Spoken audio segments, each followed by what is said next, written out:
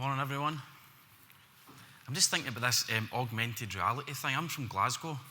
There's some parts of Glasgow you would definitely not want augmented reality. Particularly the part where you just come out of Glasgow Central Station. It's the most minging part of the city. Can you imagine it? People will just get right back in the train again. Okay, I've been asked to speak this morning about this subject, the visitor journey and engaging on mobile. And I hate talking about such dry topics like this. It sounds really dry to me. So I'm going to instead talk about why we need to stop putting all our eggs in one basket. Is it okay to talk about eggs? Is that all right? Do you mind if I talk about eggs rather than the visitor journey and engaging on mobile? I'm sort of joking. I'm going to be talking about eggs, but it's the warning of not to be putting all of our eggs in one basket. And I see it all the time. I do a lot of different workshops for various different sectors, not just travel and tourism, but e-commerce, the third sector. And the thing that I see over and over again is businesses and organisations putting all of their eggs in one basket when it comes to what they're doing online, particularly when it comes to social media and social networks. Any idea what that basket is? What that one basket all their eggs are going into is? I'll give you a clue. It's a social network. Facebook. Put your hands up. If when you think about social and your business, the first social network you think about is Facebook, just be honest, stick your hands up if that's the case. A lot of us do it.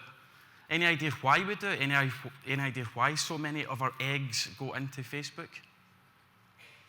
I think it's because it's one of the most used social networks. It's got more daily active users than any other ones, perhaps maybe than some of the Chinese ones. And I think we've lulled ourselves into the idea that when it comes to engaging with our visitors, engaging with our target market, engaging with potential visitors, we need to be using Facebook to do it. But if we're honest about Facebook and we're an administrator of our Facebook page, what number do we see popping up beneath all of the status updates we post? Any idea? Starts with an R. Reach. And what are you noticing about reach? It's mince. You could have 10,000 likes on your Facebook page, so you think, great, we'll continue to pile all our eggs being our time, our effort, our creativity, our marketing budget, into the Facebook basket, and our reach is still rubbish. So I think it's time for us to take some of the eggs out of the Facebook basket and distribute them a wee bit better. I think we need to think outside the box. That's been mentioned a few times this morning so far. If we're going to engage with our visitors, if we're going to attract new visitors, if we're going to enhance their experience, we need to be thinking outside the box. We need to wake ourselves up from the lull that we've got ourselves into when we think about social and social media and digital content. Take some of those eggs out of the Facebook basket or Facebook box and use them differently. So in the 17 minutes I've got left, I'm going to take us through attracting new visitors, engaging with our visitors, and enhancing their experience. And I think this is important so that they tell their friends. Is that important for your business? That the visitors that come, they stay in your premises, they come to your venue, they sample the food in your restaurant. Is it important to you that they leave and they tell their friends? Of course it is. So we need to figure out the best ways to do that. And I'm going to argue that we should do it using our mobile device. When I'm speaking at various different workshops, the big thing that always comes up is we want to do better with our social content. We want to have better visual content, better videos. We just want to do a better job at it, but we don't have the time. Does that ring true for you guys? Is getting the time to do it right? Okay, so we'll just do the Facebook stuff because it's easy, we know it. But if we're going to try something new, it is going to take a wee bit of time and effort. But we've all got something like this in our pocket or in our handbag, don't we? We've all got some kind of smart device, whether it's a phone or whether it's a tablet.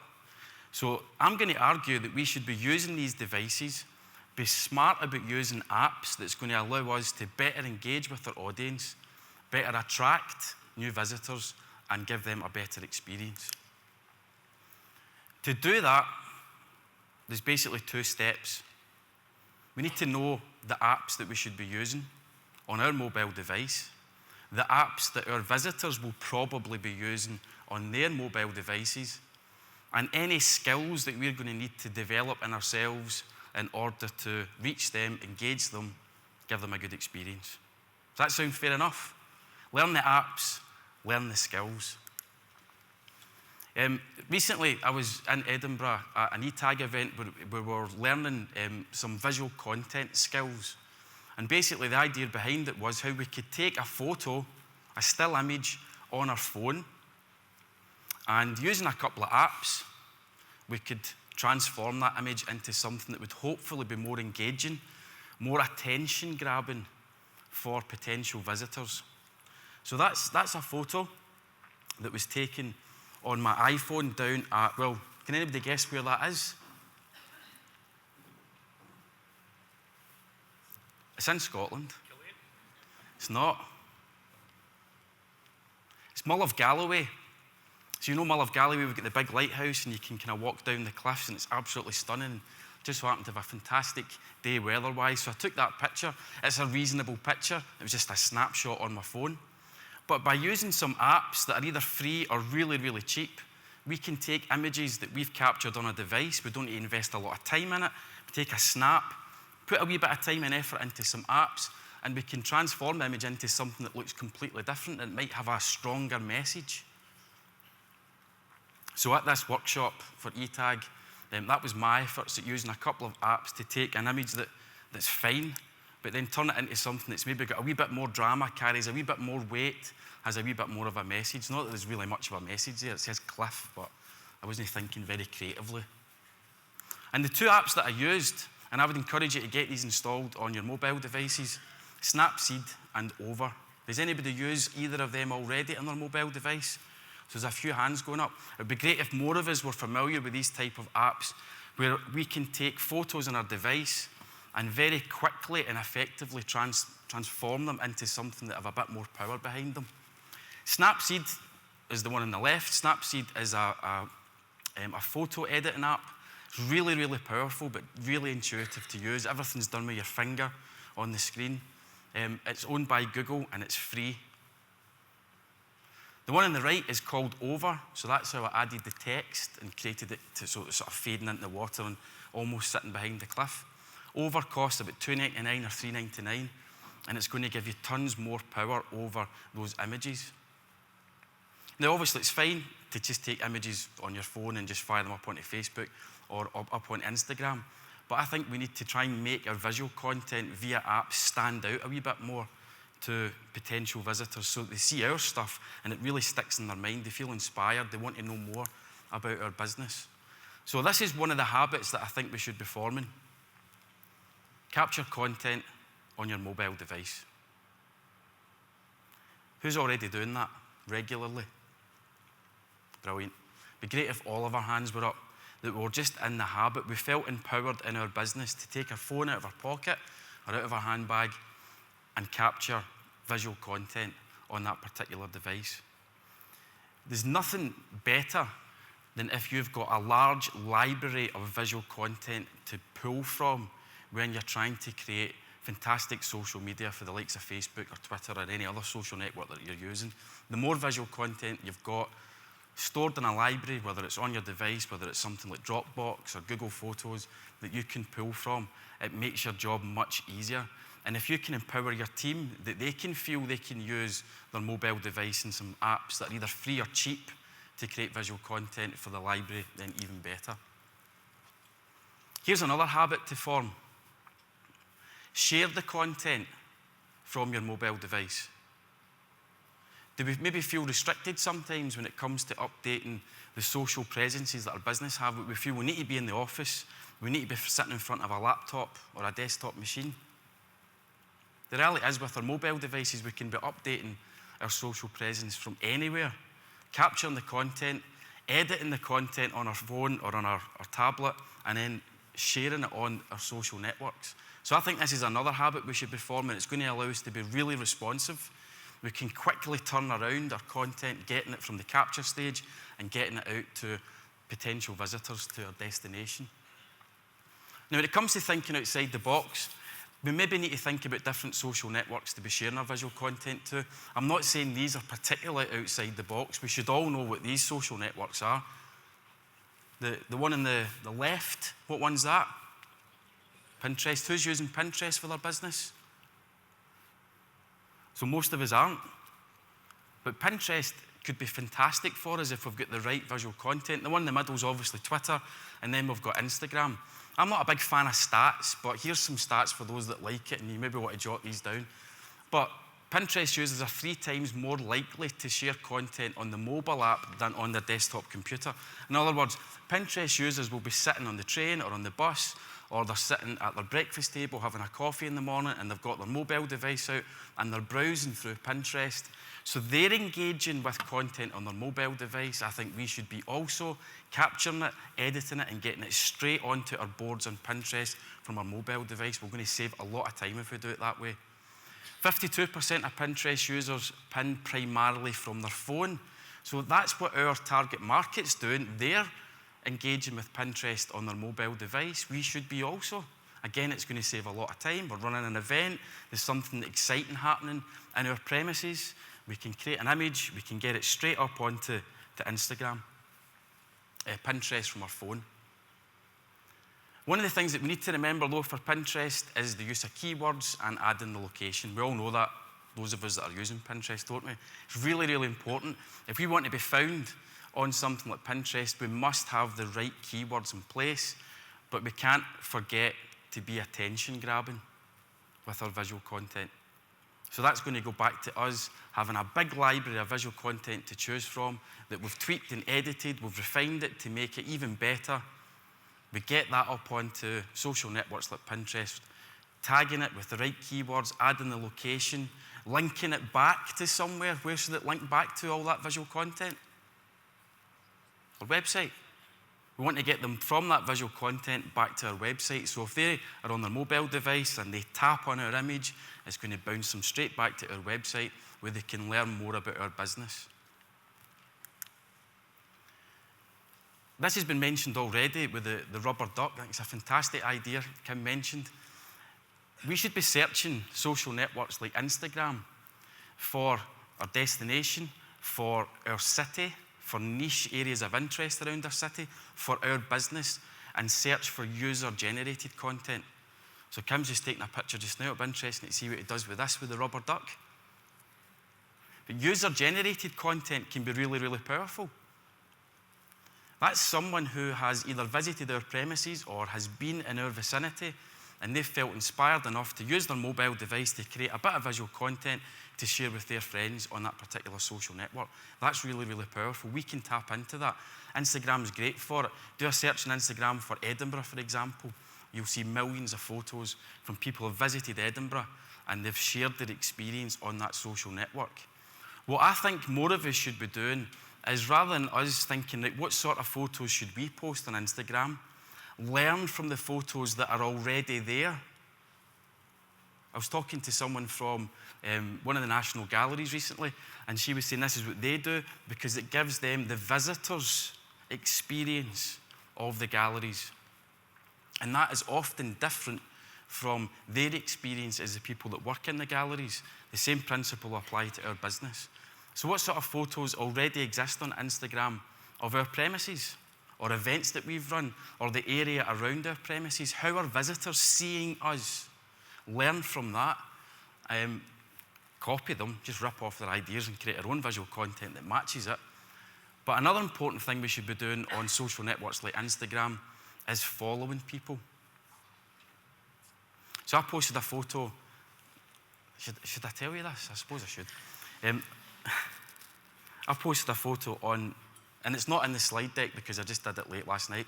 I posted a photo of an old-fashioned, which is a cocktail that had been made for me in the Sheraton Hotel, and it looked fantastic. See, a good test of a bar is find out if they can make an old-fashioned and if they can make it well, and they did. And I took a photo and I put it on Instagram, and I tagged the Sheraton Hotel in it. And what did they do this morning? They liked that photograph. How did that make me feel? Awesome. But you see the point? If people are creating content about us, about our city, about our premises, about an event that we've run. If we then interact with the people behind that content, then they're going to feel good that they've made the content in the first place. I was asked recently, is that not a bit stalkerish? Of course not. They're putting stuff out in the public domain. We as businesses find it and interact with it and start talking to them. These people are going to have a better experience of us as a result. And here's a big one, and not enough businesses are doing this, particularly in the travel and tourism sector. Use Twitter's mobile app to search for keywords that relate to our business. Here's an example. Somebody called Emma on Twitter asked, where in Glasgow can I get a good Sunday roast lunch? The Ubiquitous Chip, which is a restaurant in the West End of Glasgow in Ashton Lane, responded, hi Emma, help has arrived. Sunday roast lunch is our speciality. 3 courses for £19.95. Give us a call to book. How did they know that Emma was asking that question on Twitter? They listened. They used the search function to search for people like Emma. What they searched for was Glasgow lunch. Those 2 keywords, that short phrase, they searched for that. And Emma was someone who was on Twitter asking that question. If she knew that the Ubiquitous Chip served Sunday roast lunch and it was one of their specialities, she would need to go into Twitter and ask that question. So what questions are being asked on Twitter right now that your business should be responding to? The only way we're going to find out is to actually search on Twitter. Too many of us, I think, are completely bogged down with thinking, what are we going to tweet about today? What are we going to tweet about this week? That kind of takes care of the problem, what you're going to tweet about, because you're responding to a potential visitor to your business. Now, I kept my eye on this wee exchange on Twitter for a few weeks. Any idea how many businesses in Glasgow sell Sunday roast lunch? Does anybody know? I don't either, but I'm guessing it's a lot. Do you know how many other businesses, apart from the Ubiquitous Chip, responded to Emma? Have a guess.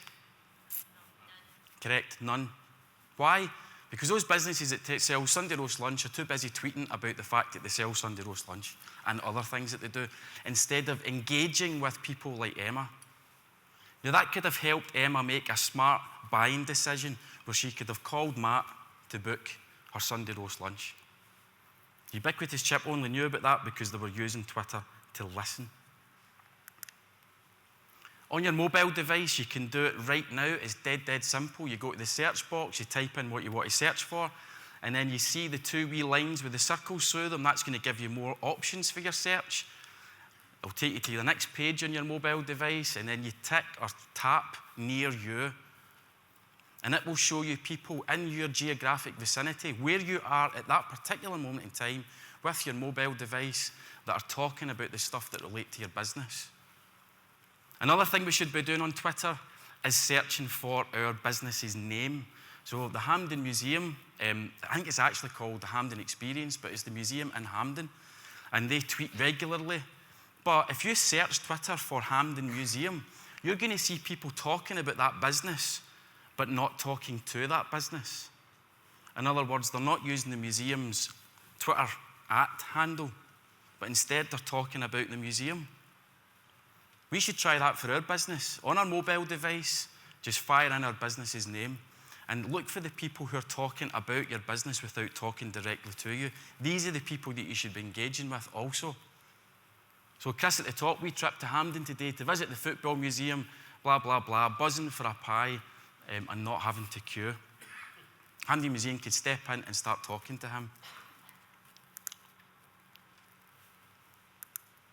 So another habit that I think we should be forming, use your mobile device to search, to listen, and to respond. I think this takes care of the big E word when it comes to social networks, engagement. Getting engagement is really, really difficult at times, isn't it? Our audience, our potential visitors, they're bombarded with content on social networks. By forming this habit, we can bypass a lot of the stuff that stands in the way and find the right people to be engaging with. So, said at the start, eggs all in one basket. Those eggs are our time, our creativity, our marketing budget, things like that.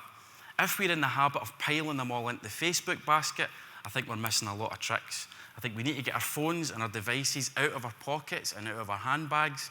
We need to be creating new content every day on our mobile device. There will always be something happening in our business that we can take photos or shoot video of.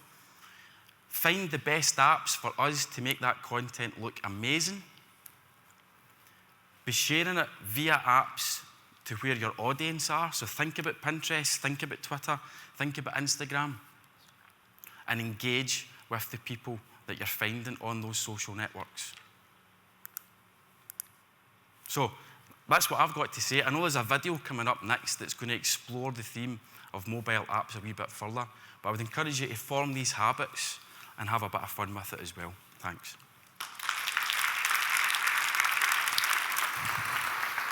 Thanks.